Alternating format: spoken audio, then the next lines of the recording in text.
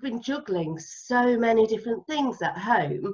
People have been working from home, schooling from home, trying to keep the kids entertained, trying not to let them in on the business meetings. When it's raining, they can't go outside.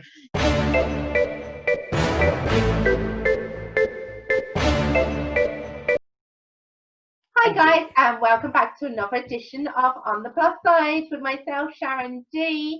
And today, if COVID didn't teach us something about lockdown, who saw all the posts online about sorting out your cupboards, organising your life, organising yourself? So no better woman to have with us than Janine here, who is from Clear The Clutter. You're very welcome, Janine. Thank you very much. Thank you for bringing me onto your show. Oh, you're more than welcome, and you're more than welcome. If we could bring you onto my house, it would be better, because this is what you do for a living. You coach people. You either go physically to their houses or you can do it online about cleaning the clutter. Have you been so busy during COVID, after lockdown? What I've found during lockdown is people are feeling quite a lot of pressure, because posts have been coming through on Facebook and they've been saying, oh, we've decluttered, we've done everything, look at this, it's amazing, we're not working, so we're doing everything in the house.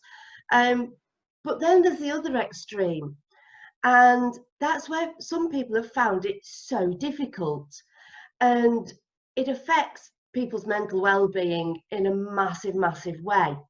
And when people have been juggling so many different things at home, people have been working from home, schooling from home, trying to keep the kids entertained, trying not to let them in on the business meetings. When it's raining, they can't go outside. So it's all of this, and then they've got all the additional school books and all the paraphernalia that comes with that. And some people have actually started to feel quite scared and quite anxious about it. And what I say to those people is, you are not alone. And I'm not perfect. My house is not perfect. And I want to reassure people of that, is that I'm human like everybody else. But I love helping people.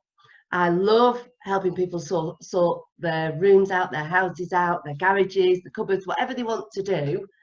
I will be guided by them as to how to sort it. Of therapy nearly in cleaning out. I was one of the ones that looked during COVID, during lockdown, and I saw everyone cleaning the cupboards, and I had in my mind, right, I need to do this, I need to do that. I've been in the same house now for maybe 11 years, I'm guessing. I have 7 kids, so we have a lot of stuff in our house. And during like lockdown, as you say, everyone was putting it up, and I felt the pressure, and I didn't do it. So when we announced in Ireland that the lockdown was over, I was like, no, I haven't done my presses. It cannot be yet. And I did feel, but saying that, I then got round to doing a press a day of my kitchen, and I feel like a new woman. Like on top of my freezer, my fridge is no longer my Tupperware dust collection. There's a spider plant. It feels great. There is therapy in it. There are a lot of therapy. I mean, you're looking at potentially increasing your productivity by 10% by having decluttered. You reduce your anxiety, you reduce stress, you improve your emotional well-being, and you have that feeling of, when it's cluttered, you always have a feeling of the job's not finished, whether that be your job on your work side of things or the house side of things. And by actually decluttering, it's saying to your mind, that's it, I can sit down now, everything's done. And it's something that the whole family can do. And even the kids, we can make it fun for the kids as they're doing it. But it's also proven to improve your relationship as well. Yes, happy wife, happy life, is that it? Yeah. And tell me, when it comes to clutter bugs, what are the categories? I mean, I can explain myself. I'm the just in caser. So where I've had a number of children, I've always held on to stuff from the other children just in case it would work for the next one. And what I found this year, I was so frustrated. I had two children maybe a year apart in school, and the third one going in a year apart. And in Ireland we have a junior cert cycle, so it's 3 years booked. So one's just finishing and one's going in. So I think, yeah, top of my game. They've changed all the books. Like, I've been holding on to books. They've changed them all. And now I've got another one going in under him. I'm like, what? They changed them back? Am I a clutterer? Yes.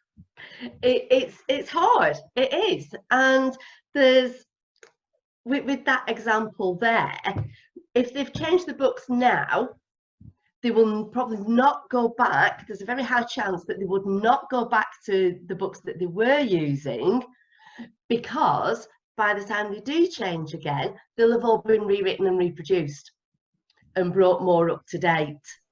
Yeah. So one thing that I say to clients is that you're not getting rid of things, you're passing them on for other people to enjoy. Okay. And it may be with books that the school has changed. Ask school, have they got a system in place where perhaps they're passing those books on to another school, whether that be in Ireland or overseas, who would make use of them? So then you're not creating landfill, you're actually passing them on for other people to use. And that gives you a feeling of satisfaction. It makes you feel happier because you're helping somebody else. Very and it's good. Getting it out of your house. Absolutely. So you become the hero all round. Now, my other theory is that clutter breeds clutter. Where I have the bathroom shelf that might have one or two bits I put there, others add to them. Do you find that a problem? Yes, very much so. If you have, and I'm not saying everything has to be in perfect order all the time, because that's not real life. What you find is that if you don't put the storybooks away at night, if you don't put the clothes in the wash basket as you go to bed at night, or when you get changed from school or wherever, it will breed. And it'll be, oh, I'll do it tomorrow. And you then become a master of procrastination. And everything happens, I'll do it later, I'll do it later. And before you know it, you've got a mound. And you just think, wow, how am I going to do all that? And it becomes so overwhelming. And then you get into a cycle where it's so overwhelming, so you don't touch it. You don't touch it, it's on your mind more. It's on your mind more, your mood goes down. And it's this vicious circle. So yes, I do fully believe that clutter breeds clutter. Very good. Yeah, it just really does. And it is true. An organised person gives you an organised mind and saves time. I would also describe myself, this is like confessions. I also would describe myself as somebody that prefers zones to places, if that makes sense. Like generally I have my cereal cupboard. Now my cereal cupboard rocks. I'm Tupperware Sally when it comes to my cereal cupboard. So that's, but above my cereal cupboard there's a shelf for medicine. So it doesn't really matter whether you're a plaster, a Panadol, or whatever you are, you're getting bunged in a box on that shelf. There's just a zone. And it does slow you down, but it wouldn't be something I'd be looking for every day, thank goodness. But yeah, what's going on with me there with my zoning? That's fine. I mean, it is good to have a zone for things. And the example there for your medicine cabinet is that if you got, say, a small shoebox, or you'd bought something previously and it came in a nice gift box, then pop the things into that gift box. You don't need the lid on it, and then slide that onto your shelf. So once you've got, so you've bought some paracetamol or whatever, you pull out the box, pop it in, slide the box back in. So then it's not spreading all over.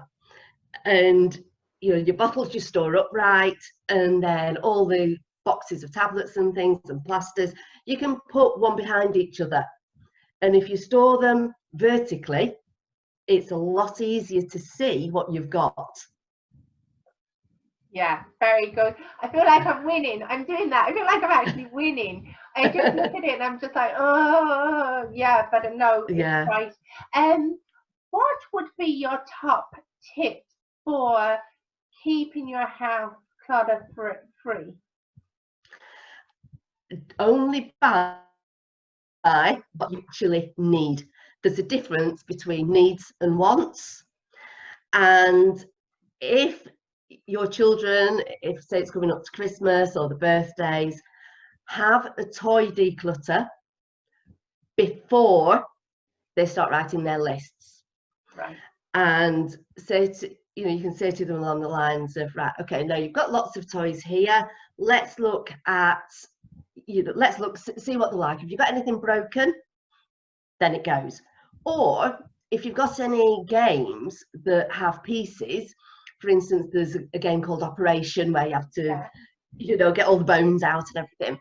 Ours had broken, and I thought, right, okay. But then I put on Facebook that we had all the little bones and things. Did anybody want them? And within 2 minutes of me putting that post on Facebook, somebody had said, yes, please, we've lost some of ours. So by that way, 2 games aren't getting thrown away. It's only one.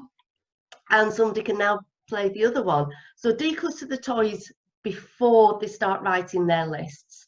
And again, get them involved, especially if it's toys that they have played with, but maybe they don't play a lot with now. And say, let's pass them on for somebody to enjoy as much as you've enjoyed them.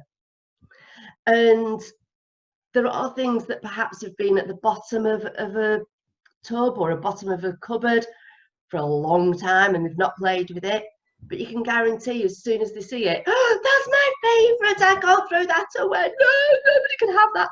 So there are times when you do have to do it under cover of darkness. Love it, absolutely love it. Janine, you've been great to have on, and it is a subject that so many people are thinking about. As you said, you're more precise, you're more accurate, you're more quicker. I can't find the word I'm trying to say, but I know what you mean. It speeds up your life. It's more productive. It does. Yeah, it definitely. Does. Thanks so much. If anyone has any comments or questions for Janine, put them down in the comments below and she will get back to you, I'm sure, with a fabulous solution and answer. And we all have them. And if you're thinking it, somebody else is definitely looking for the same answer. So be sure to drop it down below. Guys, you've been awesome. Thanks so much. 15 minutes is never enough. Janine, thank you so much for your time today. And thank you. Catch up with everyone at 8 o'clock next Wednesday for more on the plus side. I'm going to clean some more presses. Thanks very much. Thank you. Bye.